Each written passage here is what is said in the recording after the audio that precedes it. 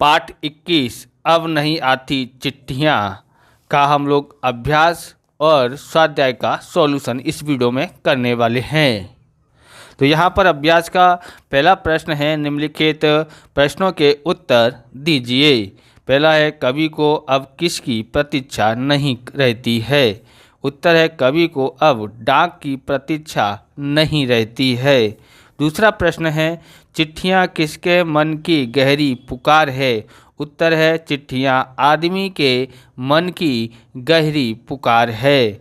तीसरा प्रश्न है यहाँ पर, आदमी के गहरे मन की पुकार किस में समा जाती हैं? उत्तर है, आदमी के गहरे मन की पुकार उसकी उंगलियों के स्पंदन में समा जाती हैं। चौथा प्रश्न देखते हैं, समय किसका प्रवाह बन जाता है? उत्तर है, समय संवेदना का प्रवाह बन जाता है। आप इस प्रकार के वीडियो देखना चाहते हैं तो डिस्क्रिप्शन में आपको अलग अलग विषयों की प्लेलिस्ट की लिंक मिल जाएगी, वहां से आप देख सकते हैं। चैनल पर नए हैं तो चैनल को सब्सक्राइब करना, क्योंकि हम इस प्रकार के वीडियो आपके लिए बनाते रहते हैं। आपने लाइक करने के बाद अगर आपको हाइप का बटन दिखाई दे तो आप हाइप भी कर दीजिए, जिससे हमको कुछ पॉइंट मिलते हैं, जिससे हमको यानी आप हमें हाइप करने से हमको क्या दोगे? पॉइंट दोगे, जिससे हमको मोटिवेशन मिलता है। मोटिवेशन मिलेगा तो हम और वीडियो बनाने की इच्छा होगी, इसलिए हाइप भी कर दीजिएगा। 7 दिन तक दिखाई देता है अपलोड करने के बाद, तो आप हाइप कर सकते हैं। और अगर आप ज़्यादा से ज़्यादा शेयर करते हैं तो हम आपके लिए डिजिटल बोर्ड लेके आएंगे पढ़ाने के लिए, जिससे आपको भी पढ़ने में अच्छा लगे, लाइव लेक्चर ले सकें आपके लिए। पर वह इसलिए ज़्यादा से ज़्यादा शेयर, लाइक और कमेंट भी करते रहें। कौन सी स्कूल में पढ़ते हैं, कौन से ट्यूशन में जाते हैं, वो भी आप कमेंट कर सकते हैं। चलिए स्वाध्याय का देख सकते हैं आप। स्वाध्याय है, पहला है, निम्नलिखित प्रश्नों के उत्तर लिखिए। पहला है इसका, डाक से आज क्या क्या आया? तो उत्तर है, डाक से आज छोटी बड़ी पत्रिकाएं, कुछ अनचाही पुस्तकें, कुछ गोष्ठियों के आमंत्रण पत्र, टेलीफोन का बिल आया। दूसरा देखते हैं, आजकल समाचारों का आदान प्रदान किसके माध्यम से तत्काल होता है? उत्तर है, आजकल समाचारों का आदान प्रदान मोबाइल के माध्यम से तत्काल होता है। तीसरा प्रश्न देखते हैं यहाँ पर हम लोग, वर्तमान अपना भावी चेहरा किस में देखता है? तो वर्तमान अपना भावी चेहरा किस में देखता है? इसका उत्तर है, वर्तमान अपना भावी चेहरा चिट्ठी में देखता है। चौथा है, आत्मा का संवाद कैसे रचा जाता है? उत्तर है, चिट्ठियों में आदमी की अंतर्मन गहरी पुकार उसकी उंगलियों में उतर जाती है, स्पंदन बनकर कलम में समा जाता है और कलम रचने लगती है और आत्मा का संवाद हो जाता है। आगे देखते हैं। पांचवा है, कवि को अब कुछ डाक की प्रतीक्षा क्यों नहीं रहती? उत्तर है, कवि को अब कुछ डाक की प्रतीक्षा इसलिए नहीं रहती है क्योंकि अब डाक से पत्र नहीं जाते हैं। अब हम लोग क्वेश्चन नंबर 2 देखते हैं, निम्नलिखित काव्य पंक्तियों का भाव स्पष्ट कीजिए। पहला है यहाँ पर उसकी उंगलियों आत्मा का संवाद। तो इतनी लाइन का हमको करना है। तो यहाँ क्या कौन कौन सी लाइन है देखें, उसकी उंगलियों में उतर जाती है स्पंद बनकर, वही स्पंद लेखनी में समा जाता है, लेखनी रचने लगती है, आत्मा का संवाद।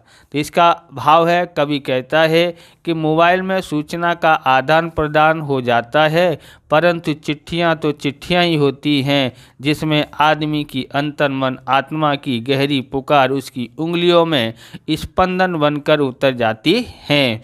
वही स्पंदन अर्थात संवेदना लेखनी में उतर जाती है और वह कलम आत्मा का संवाद बन जाती है। या आपके पिताजी ने लिखी होंगी चिट्ठियाँ, या आपके दादाजी ने लिखी होंगी। आप तो चिट्ठियाँ लिखी नहीं, क्योंकि आप तो मोबाइल के ज़माने में पैदा हुए हैं, बराबर। इसलिए आपको पता नहीं है चिट्ठियों का आनंद आना और जहाँ भेजना कितना होता है, बराबर। कई दिनों तक समाचार मिलते थे, कई दिनों बाद, ओके। चिट्ठियों से पहले मोबाइल से इतना होता नहीं था उनके। फिर दूसरा देखते हैं, उनके होने की डैश आईना बन जाती हैं। तो इसके हैं यहाँ पर कौन कौन सी लाइन है यहाँ पर, तो ये लाइन है, उनके होने की महक सुदूर अतीत से भी वे पुकारती हैं, वे आईना बन जाती हैं। भाव, कवि चिट्ठी का महत्व बताते हुए लिखते हैं कि चिट्ठियों की महक दूर से अपने अतीत को पुकारती हैं, वे दर्पण बन जाती हैं जिससे वर्तमान अपना अतीत देख सकता है। ये इसका भाव है। अगला देखते हैं यहाँ पर तीसरा है, और समय समय डैश प्रभाव बन जाता है। तो और समय समय न रहकर संवेदना का प्रभाव बन जाता है, इसका भाव है। तो कवि पंक्तियों में चिट्ठियों का महत्व प्रतिपादित करते हुए कहते हैं कि चिट्ठी मात्र समय को ही प्रकट नहीं करती, परंतु संवेदनाओं का प्रभाव बन जाता है। ओके, तो आप ये पेन खरीदना चाहते हैं तो ये है हमारा कौन सा बॉल पेन है, तो ये हमारा है कि सेलो बटरफ्लो सिंपली बॉल पेन है, नंबर 1 ब्रांड है। ये पेन आप खरीदना चाहते हैं तो डिस्क्रिप्शन में लिंक मिल जाएगी, वीडियो के नीचे मिल जाएगी, या डिस्क्रिप्शन में, वहाँ से आप इस पेन को खरीद सकते हैं, बराबर। इंडिया का नंबर 1 पेन है, खरीदना है तो आपको कहाँ मिल जाएगा, वीडियो के नीचे। चलिए आगे देखते हैं। क्वेश्चन नंबर 3 देखते हैं, सूचना के अनुसार उत्तर दीजिए। पहला है, निम्नलिखित शब्दों की विरोधार्थी शब्द लिखिए। पहला है, आज का कल होता है, जगना का सोना होता है, अतीत का वर्तमान होता है, और अपना का पराया होता है। दूसरा प्रश्न देखते हैं, निम्नलिखित शब्दों को शब्दकोशीय क्रम में लिखिए। प्रतीक्षा, निमंत्रण, पुकार, लेखनी, आईना, यानी कि ये ओलम के अनुसार लिखना है। तो सबसे पहले ओलम में क्या आता है, इनमें से सबसे पहले तो अ आता है, इसलिए आईना आ गया पहले। फिर इनमें से प पहले आता है कि न आता है कि ल आता है, तो पहले कौन आता है, न, इसलिए निमंत्रण आएगा। फिर प आता है, लेकिन यहाँ पर प दो है, तो कौन सा प आएगा, तो देखेंगे प के बाद दूसरा अक्षर कौन है, यहाँ पर क है और यहाँ पर त है, तो पहले क आता है कि त आता है, तो क आता है, इसलिए पुकार आ जाएगा। फिर उसके बाद प्रतीक्षा आ जाएगी, फिर प के बाद ल आता है, इसलिए लेखनी आता है। ओलम के अनुसार हमको लिखना था, ओके। चौथा है, डाक का महत्व बताते हुए 5 वाक्य लिखिए। तो ये डाक के महत्व बताने वाले 5 वाक्य हैं। डाक सेवा दूर दराज के क्षेत्रों में रहने वाले लोगों को एक दूसरे से जोड़ने का सबसे सस्ता और सुलभ साधन है। दूसरा है, कानूनी कागजात, प्रमाण पत्र और महत्वपूर्ण सरकारी दस्तावेजों को सुरक्षित रूप से भेजने के लिए आज भी डाक पर भरोसा किया जाता है। तीसरा है, गांवों और कस्बों में डाकघर बैंकिंग और बचत योजनाओं के जरिए आम लोगों को आर्थिक सुरक्षा प्रदान करते हैं। चौथा है, वर्तमान समय में ऑनलाइन खरीदारी के सामान और व्यापारिक पार्सल को घर घर पहुंचाने में डाक सेवा की बड़ी भूमिका है। पांचवा है, पत्रों के माध्यम से अपनों को संदेश भेजना ये व्यक्तिगत और भावनात्मक अनुभव है जो कि डिजिटल मैसेज के दौर में भी अपनी खास जगह रखता है। आगे देखते हैं। पांचवा है, एक डाक सेवा तार इसी वर्ष यानी टेलीग्राम इसी वर्ष 2013 में निरस्त कर दी गई है। तार के बारे में अपने शिक्षक या अभिभावक की मदद से जानकारी प्राप्त कीजिए। तो मैं शिक्षक हूँ, इसलिए मैं आपको इतनी जानकारी देता हूँ। उत्तर है, भारतीय दूरसंचार कंपनी BSNL द्वारा संचालित 163 साल पुरानी तार सेवा को 14 जुलाई 2013 को आधिकारिक रूप से बंद कर दिया गया था। मुख्य विवरण है यहाँ पर।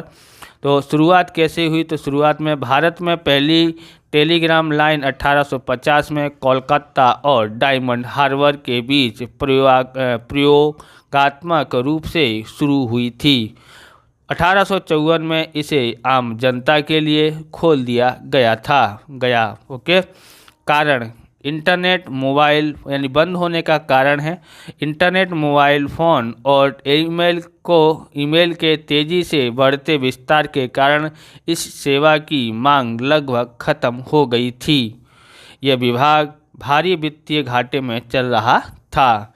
अंतिम संदेश यानी कि अंतिम संदेश किसने दिया था इस पर पर्वत तार पे? तो भारत का अंतिम टेलीग्राम 14 जुलाई 2013 की रात को नई दिल्ली के केंद्रीय टेलीग्राम कार्यालय से अश्विनी, जो कि अभी मंत्री हैं, अश्विनी वैष्णव द्वारा राहुल गांधी को भेजा गया था।